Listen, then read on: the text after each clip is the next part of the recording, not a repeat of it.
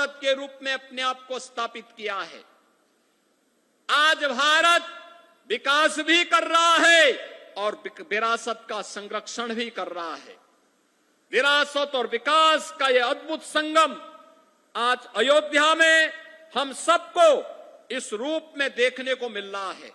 17 से 25 के बीच की इस यात्रा को मात्र 9 वर्षों में आपने देखा होगा 25-50 हजार दीप जिस अयोध्या में नहीं मिलते थे, इस बार 26 लाख से अधिक दीप तो केवल अयोध्या धाम में प्रज्वलित हो रहे हैं। और अगर पूरे प्रदेश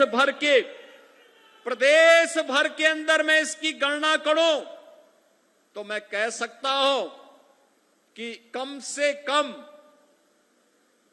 से कम पूरे प्रदेश के अंदर ही 1,51,00,000 दीप अकेले दीपोत्सव के दिन पर जल रहे हैं।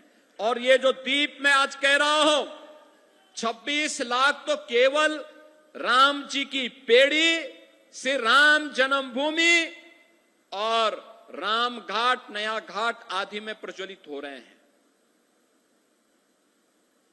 जो आश्रम हैं, मंदिर हैं, मठ हैं, उनमें अलग से दीप प्रज्वलन होने का काम हो रहा है।